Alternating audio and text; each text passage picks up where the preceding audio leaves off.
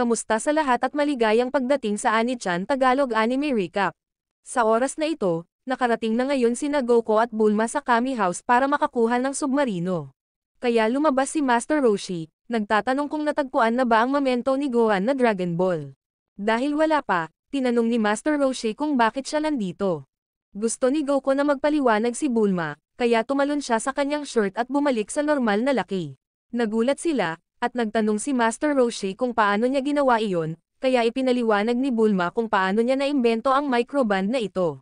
Hindi nagtagal ay dumating si Bulma sa punto at tinanong si Master Roshi kung mayroon siyang submarine capsule na maaari nilang hiramin. Tinanong ni Roshi kung para saan ang gusto nila, at sinabi ni Goku na ang Dragon Ball ay nasa ilalim ng karagatan, at napakalalim nito para sumisid. Sinabi ni Master Roshi na ipapahiram niya ito sa kanila, at naisip ni Bulma na napakadali nito. Gayunpaman, ibigay mo sa akin ang lumiliit na kagamitan na iyon. Lubhang gumaan ang loob ni Bulma na iyon lang ang gusto niya. Naisip niyang baka sabihin nitong bigyan siya ng underwear, o pafo-pafo. Ibinigay ni Bulma ang kanyang microband, at hiniling ang submarine capsule, ngunit sinabi ni Roshi na dinala ito ni Krillin at Lunch para mamili. Dahil dinala nila ang submarino, kailangang maghintay sina Goku at Bulma. Kumuha ng sipon sina Goku at Pagong at hanapin ang anak ni Pagong. Binibigyan ni Master Roshi si Bulma ng maraming inumin para mapunta siya sa banyo. Sa kabilang panig, sinusubaybayan pa rin ng Red Ribbon Army si Goku, kung saan nagbanta rin si Blue na papatayin ang sinumang mabibigo na magdala sa kanya ng buong ulat sa loob ng 2 oras. Sa kalaunan ay sinusubaybayan nila si Goku sa Kame House at sa tingin nila ang Kame House ang kanyang base. Nagpadala si General Blue ng isang sundalo para hanapin ito. Si Blue ay pribado ring nanunumpa habang dinudurog ang isang bulaklak na sisiguraduhin niyang hindi siya ang pangatlong regiment na buburahin ni Goku, na nagbabala na nagsasabi na nilalayon niyang patunayan kay Goku na, walang nagtatagal magpakailanman. Sa sandaling ito, habang naghihintay na makabalik sina Krillin at Lunch, pumunta si Bulma sa banyo. Sa tingin ni Master Roshi ay pagkakataon na niya ito, pagkatapos ay humikab at sinabihan sina Pagong at Goku na papasok siya para manood ng TV. Pagkatapos ng nasa loob na siya, lumiit siya at tumakbo sa ilalim ng pinto ng banyo, nagbabalak na makakita ng magagandang bagay. Naabutan niya si Bulma na nakababa ang pantalon, at natuwa at lumundag sa likod ng banyo. Ngunit isini-zipper na ni Bulma ang kanyang pantalon, at hindi siya makapaniwalang natapos na siya. Pagkatapos ay bigla siyang nadulas at nahulog sa bowl, at pina-flush ito ni Bulma. Nagtataka si Bulma kung ano ang ingay. Bumalik si Master Roshi sa kanyang laki at sumisigaw habang naghuhugas siya ng kamay. Sa oras na ito, bumalik sina Lunch at Krillin kasama ang submarino. Sa loob, sinabihan ni Roshi si Lunch na kailangan na niyang magpahinga at maligo. Nang tingnan ni Krillin ang mapa, sinabi niyang ang Dragon Ball ay malapit sa kayamanan ng mga pirata. Sinabi ni Master Roshi ang kwento. Ang mga pirata ay nakipaglaban sa isa't isa, at dahil sa labanan, ang lahat ng kayamanan ay lumampas sa dagat. Pagkatapos ay umalis sina Bulma, Goku, at Krillin para kunin ang kayamanan at ang Dragon Ball. Sa hindi inaasahan, nakita ng sundalo ang isla at iniulat ito. Iniisip ni General Blue na si Master Roshi ay isang scientist at ang gumawa ng Dragon Radar. Samantala, nalilito si Goku kung paano nila aasahan na pumunta sa ilalim ng tubig upang mahanap ang Dragon Ball, dahil sila ay nasa isang eroplano. Kaya sinabi ni Bulma na ito ay may kakayahang mag-transform din sa isang submarino, na ikinatuwa ni Goku at tinawag itong isang airfish. Samantala, hinahanap ni Commander Red ang lokasyon ng pinakamalapit na Dragon Ball. Pagkatapos, inutusan niya si General Blue na sundan si Master Roshi at Goku. Bumalik sa base, gumamit si Blue ng mga binocular at pinag-aaralan ang mga pagtatangka ni Goku na makahanap ng Dragon Ball, na iniisip sa kanyang sarili na nahanap na ito ni Goku, kaya maaari niyang nakawin ito mula sa kanya. Biglang naghatid ang isang sundalo ng isang agarang mensahe, kung saan nagbigay ng go-ahead si Red upang simulan ang operasyon. Agad niyang tinawag ang kanyang mga tauhan. Pagkatapos ay hinati ni Blue ang kanyang mga sundalo sa 2 grupo. Habang pinamumunuan niya ang Company A na habulin si Goku, inutusan niya ang Company B, na pinamumunuan ni Captain Dark, na salakayin ang base, ang Kame House. Pagkatapos ay nilinaw niya kay Dark bago umalis na kailangan niyang magbawas ng labis na timbang, dahil hindi siya manindigan para sa mga sundalong sobra sa timbang sa kanyang unit.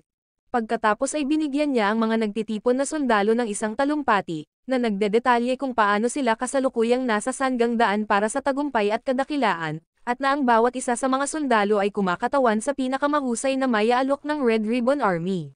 Pagkatapos ay nagsara si Blue sa pamamagitan ng pagsasabi na maaari silang mabigo sa kanilang sarili, ngunit binabalaan sila laban sa pagkabigo sa kanya. Pagkatapos ay inilabas niya ang scramble order sa buong base, kasama ang lahat ng mga sundalo na nakadeploy sa airbase at mga pantalan. Si Captain Dark noon, matapos sabihin na isang babae at isang matandang lalaki ang tanging tao sa base, kumpiyansa na sinasabing garantisadong tagumpay sila. Samantala, sa Kami House, si Master Roshi ay nasa kanyang mga perverted tricks habang pinapaliit niya ang kanyang sarili, gamit ang shrink watch ni Bulma. Sa hindi inaasahan, aksidenteng navacuum ni Lange ang maliit na Roshi, habang nililinis ang banyo. Sa panig ni Nagoko, ipinadala siya sa tubig upang subukang hanapin ang Dragon Ball, ngunit hindi niya ito mahanap. Pagkatapos ay natuklasan ni Bulma na ang Dragon Ball ay nasa isang kuweba sa ilalim ng dagat.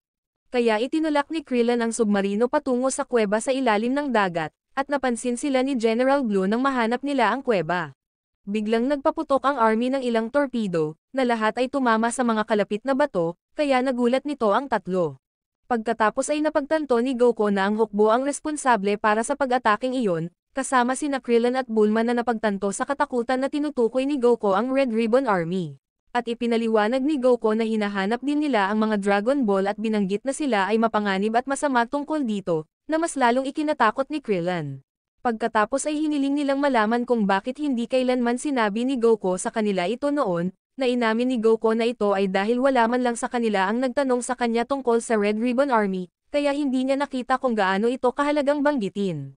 Habang sinusubukan ni Krillin na tumakas mula sa kanila, sinubukan ng submarino ni General Blue na maglunsad ng pangalawang salvo ng mga torpedo, ngunit ang submarino ng Dragon Team ay makitid na umiiwas sa kanila at naging dahilan upang tumama ang mga torpedo sa bato sa halip. Kinumpirma ng isa sa mga piloto na nakaligtaan ang mga torpedo, at ang kanilang quarry ay pumasok sa kuweba, na ikinagalit ni Blue. Kaya agad niyang inutusan ang isa sa kanyang mga tauhan na patayin ang responsable para dito. Obligado at binaril ng sundalo ang gunner sa labas ng screen habang siya ay walang magawa na sumusubok na humingi ng awa. Pagkatapos ng ilang tensyonado na sandali ng sub na hinahabol sila, ang Dragon Team ay mahimalang nagtagumpay na dumaan sa isang maliit na alcove sa makitid na kuweba. Sa huli ay hindi na nakasunod ang sub ni Blue, na labis na ikinatuwa ng Dragon Team. Gayunpaman, si Blue, na malinaw na walang takot, ay nalilitong nagtanong kung talagang iniisip nilang makakatakas sila sa kanya. Kaya nagutos siya para sa pag-deploy ng mini-sub, at personal na nagboluntaryong pamunuan ang unit sa loob ng mini-sub. Sa panig ng punong tanggapan ng Red Ribbon Army, tinatalakay ni Red at Black ang pag-usad nila sa paghahanap ng Dragon Balls. Ipinahayag ni Red na si General Blue ay may napakatalino na taktika at siniguro niyang ang Red Ribbon Army ay binubuo ng pinakamahuhusay na industriya. Ngunit sa kabila nito, hinahabol pa rin nila si Goku, isang bata, para sa mga Dragon Ball, na itinuro niya na dapat ay nasa kanya na ilang buwan na ang nakalipas. Sumang-ayon si Black sa kanya. Samantala, nagpa siya ang Red Ribbon Army Blue Corps, Company B, sa pangunguna ni Captain Dark, na salakayin ang Kame House. Bumaba sila kay Master Roshi. Pagkatapos ay nagtanong si Roshi tungkol sa kung sino sila bago ituro na nagbabayad siya ng kanyang mga buwis. Si Captain Dark, na hindi pinansin ang tanong na ito, ay nagtanong kung si Master Roshi ang henyo na nag-imbento ng Dragon Radar. Sa pagkalito ni Master Roshi, sinabi sa kanya ni Dark na walang silbi ang pagpapanggap, ngunit si Master Roshi, na nalilito pa rin, ay nagtanong muli kung sino sila. Sumagot ang opisyal na sila ang Red Ribbon Army, at kinikilala ni Master Roshi na narinig niya ang tungkol sa kanila. Pagkatapos ay lumabas ang isa pang sundalo mula sa bahay na may dalang magandang lunch at ibinalita na walang sino man ang nasa bahay maliban sa kanya. Nagtanong si Master Roshi kung ano ang gusto ng army, at hiniling ni Captain Dark ang dalawang Dragon Ball na iniwan ni Goku, pati na rin ang Dragon Radar. Tinanong ni Master Roshi kung ano ang plano nilang gawin sa Dragon Balls at ipinaalam sa kanya ng opisyal na hindi ito bagay sa kanya. Tinanong ni Roshi kung ano ang gagawin nila kung lalaban siya, at tumawa si Dark at sinabing papatayin nila siya. Pagkatapos ay idineklara ni Master Roshi na lalaban siya at nagpapatuloy na binugbog si Dark at marami pang mga sundalo. Binaril ng isang sundalo si Master Roshi, ngunit nahuli ni Master Roshi ang mga bala, ibinagsak ang mga ito, at natalo ang sundalo. Ang isa pang sundalo ay humawak ng baril sa ulo ni Lange at sinigawan si Master Roshi na huminto at ibigay ang Dragon Balls. Pumayag si Master Roshi, Ngunit palihim na kinikiliti ni Pagong ang ilong ni Lanch ng isang halaman para bumahing siya. Bigla siyang nag-transform sa kanyang blonde na anyo at natalo ang sundalo, na nagudyok kay Master Roshi na kalagkarin siya palayo bago niya ito abusuhin pa. Nang makita ang isa pang sundalong sumusubok na tumakas mula sa pinangyarihan, inutusan siya ni Master Roshi na kunin ang lahat ng walang malay na katawan ng Red Ribbon Army. Samantala, sa panig ni Nagoko, patuloy silang hinahabol ng squad ni General Blue sa isang kuweba. Bigla nilang nakita ang bangkay ng isang patay na nakasuot ng damit ng pirata. Ito ay nagpapaalala sa kanila ng kayamanan na sinasabi ni Master Roshi. Pagkatapos ay sinundan nila ang isang landas patungo sa kayamanan. Gayunpaman, pagkaraan ng ilang sandali, napansin nila ang mga subs ng Red Ribbon Army na dumating at nagpatuloy sa pagtakas. Pagkatapos ay nakatanggap si General Blue ng isang mensahe sa radyo mula sa kabilang pangkat at laking gulat niya nang matuklasan na ito ay natalo na. Biglang napagdesisyonan ni Goku na dapat silang lumaban sa halip na tumakbo, ngunit ipinaalala ni Krillin kay Goku na mayroon silang mga baril at sa gayon ay hindi nila ito magagawa. Gayunpaman, sinabi ni General Blue sa kanyang mga tauhan na huminto, na nagsasabi na ang kaaway ay mas nakakatakot kaysa sa kanyang inaasahan. Nagtataka si Goku kung bakit hindi pa sila hinahabol ng army, ngunit pinigilan siya ni Bulma na imbestigahan ito sa kadahilan ng maaaring ito ay isang bitag, at ang tatlo ay dumaan sa kuweba. Pagkatapos ay inanunsyo ni General Blue na matalino niyang sisirain si Goku, Bulma, Krillin, Roshi at Lanch.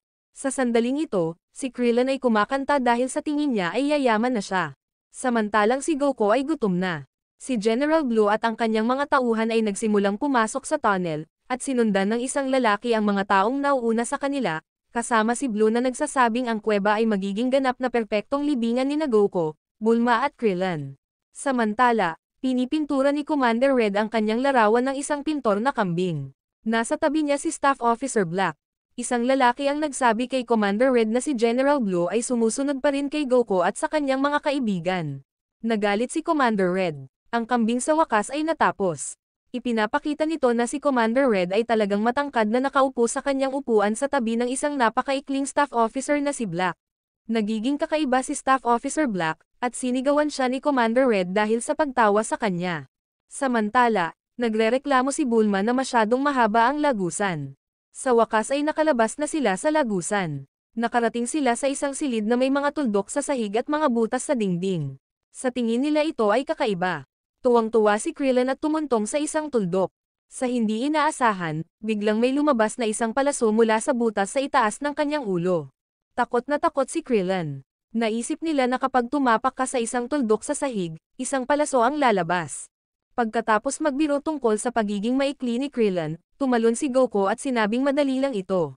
Sinabi ni Krillin na magagawa rin niya ito dahil nagsanay din siya kasama si Master Roshi. Hindi sigurado si Bulma. Tumakbo si Krillin at tumalon. Sa hindi inaasahan, dahil sa sobrang takot na matamaan ng palaso, si Krillin ay napasobra ang taas ng pagtalon at tumama sa kisame. Ang kanyang ulo ay tumama sa huling dalawang tuldok at ilang mga palaso ang nagpaputok. Pagkaraan ng ilang beses na paghimas sa kanyang ulo, sumama siya kay Goku sa kabilang panig. Samantalang si Bulma naman ay nagrereklamo dahil hindi siya makakatalon. Nagpa siya silang i-extend ang power pole. Humawak si Bulma at hinila siya nito patawid. Nagrereklamo siya na masyadong mabilis, kaya pinabagal ito ni Goku at nagreklamo siya na nanginginig ito ng sobra. Pagkatapos ay nagpatuloy sila sa isa pang lagusan. Dito nakita ng isa sa mga tauhan ni General Blue ang pag-alis nila. Pinuntahan niya si General Blue at ang iba pang mga lalaki at sinabi sa kanila na si Goku at ang gang ay hindi malayo sa harapan. Inutusan ni General Blue ang mga lalaki na sumugod ng buong bilis, habang siya ay naglalakad ng mas mabagal. Pagkatapos ay nagpahayag siya ng kumpiyansa na ang Dragon Ball gayon din ang Pirate Treasure ay malapit ng mapasakamay ng Red Ribbon Army habang pinupuri ang kanyang sarili. Biglang, narinig ni General Blue ang ilang mga hiyawan. Lumapit siya sa silid ng tuldok at nakita na ang kanyang mga tauhan ay pinatay ng mga palaso, na kanyang ikinagulat. Ang isa sa kanyang mga tauhan, na malubhang nasugatan, ay muling nabuhay upang ipaalam kay Blue ang pagkamatay ng kanyang buong unit, na labis na ikinainis ni Blue sa kanyang pagbubunyag ng napakalinaw na impormasyon. Siya ay tumuntong sa isang tuldok, at isang palaso ang lumabas. Iniisip niya na ang mga pirata ay malamang may mga sekretong daan dito, at naghahanap ng isang lihim na daanan. Nakahanap siya ng isang buton at isang piraso ng bato ang bumukas upang ipakita ang isang daanan. Sa sandaling iyon, narating ni Goku at ng barkada ang isang silid kung saan sumisikat ang liwanag sa ilang bungo. Iniisip ni Bulma kung ito ay isang bitag. Sa hindi inaasahan, nahulog sila sa sahig. Buti na lang at nakahawak si Goku sa bato, si Bulma ay humawak sa kanya, at si Krillin ay humawak sa short ni Bulma. Habang sinusubukang iangat ni Bulma ang sarili, hindi sinasadyang ibinaba ni Krillin ang kanyang pantalon, napakita ang kanyang underwear na strawberry. Hinawakan ni Krillin ang mga bukong-bukong ni Bulma at sa takot na mahulog sa lava. Umakyat si Goku, at sa hindi inaasahan, gumuho ang bato, na naging dahilan ng pagkahulog ng tatlo. Agad na ginamit ni Goku ang kanyang power pole, at halos mahulog ang grupo sa lava, dahil sinunog ng bulan ng lava ang underwear ni Bulma. Pagkatapos ay muli silang lumapag sa sahig. Sa pagkakataong ito, kailangan nilang gumapang sa butas at pababa sa isa pang lagusan. Samantala, tumungo si General Blue sa isang lawa, at biglang may lumabas na isang malaking electric eel na bumulaga sa kanya. Inipon ni General Blue ang kanyang lakas at nasuffocate ang igat. Pagkatapos siya ay nagpatuloy. Sa ngayon, sina General Blue at Goku at Anggang ay umabot sa parehong punto. Pagkatapos ay sinabi niya na maaari niyang hawakan ang tatlo sa kanyang sarili, at pagkatapos ay mapait na sinabi niyang sisiguraduhin niyang malampasan si Goku. Nakarating sila sa isang daungan na may malaking barko. Iniisip ni Bulma na ang tanging daan patungo sa kayamanan ay pababa sa tubig. Si General Blue ay nagtatago sa likod ng ilang kahon. Pagkatapos ay nagpa siya si Blue na ipagpaliban ang pagharap at pagpatay sa tatlo hanggang sa madala nila siya sa kayamanan ng pirata at sa Dragon Ball. May napansin si Goku sa isang grupo ng mga kahon. Habang papalapit sila doon, bumukas ang dalawang maliliit na ilaw. Nagsimulang gumalaw ang dalawang kuko. Sa hindi inaasahan, isang higanteng pirate robot ang lumabas. Biglang hinabol nito si Goku at ang grupo. Nilalaslas nito ang espada nito at tumalon sina Goku at Krillin at Bulma. Habang patuloy na hinahabol ng robot ang tatlo, takot na takot si General Blue. Nagsimulang magpaputok ng mga bala ang pirate robot, kaya nagsimulang lumaban sina Goku at Krillin, habang nagmamasid si General Blue mula sa pasilyo, na inaamin na sa kabila ng mga bata pa sila, napakahusay nila sa pakikipaglaban at nahumanga siya sa kanila. Sina Goku at Krillin ay naghahagas ng mga normal na suntok at sipa hanggang sa masuntok si Krillin sa mukha. Sa sandaling ito, si Krillin ay nanunood kasama si Bulma, habang si Goku ay lumalaban ng mag-isa. Gumamit si Goku ng maraming headbutts sa baba ng pirate robot. Ang pirate robot pagkatapos ay nagpaputok ng mga bala. Tumakbo si Goku sa mas mataas na lugar. Pagkatapos ang pirate robot ay dumausdas sa tubig para barilin si Goku. Nagawa ni Goku na ibagsak ang robot sa mga pader, ngunit hindi pa rin ito manalo. Nakahanap sina Krillin at Bulma ng makina na nagpapaputok ng mga missile. Binaril nila ang isa sa pirate robot, ngunit sa halip, tumama ito kay Goku. Ang missile ay nagpabagsak sa kisame kay Goku na nagiging sanhi ng pagkakabasag ng sahig. Nagpa siya ang pirate robot na habulin sina Bulma at Krillin, at wala sa iba pang mga missile ang tumama dito. Habang tumatakbo sila, nananatili si General Blue sa hallway. Sinundan sila ng robot, kaya nagpatuloy sila sa pagtakbo. Nakahanap sina Bulma at Krillin ng isang pasilyo at pumasok sa isang silid. Samantala, bumangon si Goku, habang nananatili si General Blue at humanga, kahit na itinuring siyang isang karapat-dapat na kalaban. Sa silid, mayroong isang silid ng computer, kung saan inamin ni Bulma na nais niyang naruroon ang kanyang ama, si Dr. Brief, dahil sa mga lumang computer na itinuturing na hindi mabibili ng salapi sa kanya. Hinahanap sila ng pirate robot at gayon din si Goku gamit ang power pole upang makarating sa bintana. Ginagamit ni Goku ang power pole para ibaba sina Krillin at Bulma.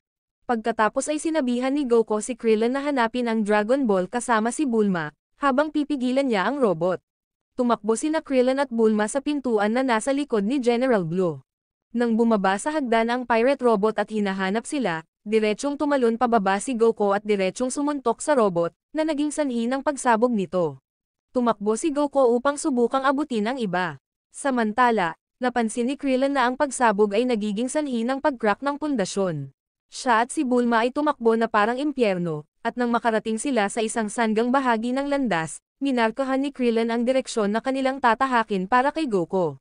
Nang naabutan ni Blue, binura niya ang arrow at gumuhit ng bago na nakaturo sa kabilang direksyon. Di nagtagal, napansin ni Goku ang arrow at tumungo sa kaliwa sa halip na kanan. Nakahanap sina Krillin at Bulma ng balon na papasukin nila. Sumunod si General Blue, Bagamat nag-aatubili, dahil ayaw niyang mabasa dahil sa hindi pagkakaimpake ng kanyang bikini trunks sa kanyang field kit at kailangang hubarin ang kanyang uniforme. Samantala, si Goku ay patuloy sa maling daan. Nakahanap siya ng trapdoor at nahulog ito. Nahulog siya sa isang bouncy na bagay na isang octopus na may pangalang Octopapa. Samantala, nagpatuloy sa paglangoy sina Bulma at Krillin, habang sinusundan sila ni General Blue. Nakarating sila sa ibabaw, habang nananatili si General Blue sa tubig para hindi siya makita. Bigla silang may nakitang tatlong treasure chest. Ngunit pagdating nila doon, isang estatwa ay gumagalaw ng mag-isa. Sa panig ni Goku, sinubukan ni Octopapa na tamaan si Goku gamit ang kanyang mga galamay, ngunit walang tumama sa kanya. Maliban sa isang ito, hinawakan siya ni Octopapa at sinabing kakainin niya siya. Bumalik kina Krillin at Bulma. Ang estatwa ay nagtatapon ng mga espada kung saan-saan, kaya nagtago si Bulma. Nakuha ni Krillin ang isa sa mga espada mula sa lupa at tinamaan ang iba pang mga espada gamit ito. Ang isa ay lumabas sa mukha nito at tumungo kay Krillin. Sa sandaling iyon, pinipiga ng octopus si Goku. Kumuha si Goku ng malaking bato at ibinato ito sa kanyang nguso sa pag-aakalang ito ang kanyang bibig. Sinisira ito ni Octopapa at pagkatapos ay ipinakita kay Goku ang kanyang bibig. Handa na siyang kumain. Samantala, inalis ni Krillin ang espada, kaya wala ng espada ang estatwa. Pagkatapos ay sinuri ni Krillin ang gitnang chest. Sa hindi inaasahan, isang pirata dummy ang lumabas at nagpaputok ng bala. Habang si Goku ay nagpasya na magpaputok ng isa pang pag-atake, ang Kamehameha, na nagpatalo at nag-ihaw ng Octopapa. Si Goku ay nagugutom at nagpasyang kainin ito. Naubusan ng bala ang dummy, at muntik nang matamaan si Krillin. Pagkatapos ay tumungo si Bulma sa isa pang chest, at may nakita silang susi sa loob. Pagkatapos ay may nakita silang keyhole sa estatwa. Inilagay nila ito, at lumabas ang ginto. Biglang, lumabas si General Blue sa tubig upang kunin ang ginto, na ginagawang napakalinaw na nilayon niyang kunin ito para sa Red Ribbon Army. Agad na idineklara ni Bulma ang kanyang pagkahumaling kay General Blue, kahit na hinawakan siya sa braso at dinilaan siya, bagaman hindi sumasang-ayon si Blue sa kanyang nararamdaman dahil hindi siya nito pinapansin, at kung mayroon man ay nagpahayag ng pagkasuklam sa kanya at sinisigawan siya na lumayo sa kanya. Pagkatapos ay binalaan siya ni Krillin na dahil lang sa matangkad at maskulado si Blue ay hindi nangangahulugan na hindi siya mapapadyak sa kanya. Nagtatanong si Blue kung sa palagay niya, na sinasagot ni Krillin na alam niya ito. Pagkatapos ay nagpasya si Krillin na labanan siya. Habang kumakain si Goku, nakarinig siya ng mga ingay na nasasaktan si Krillin. Tumalon siya sa tubig para puntahan siya. Binatukan ni General Blue si Krillin at ibinagsak siya sa pader. Pagkatapos ay kinukutsa niya ang puting underwear ni Krillin at tinanong kung naka-diaper ba siya.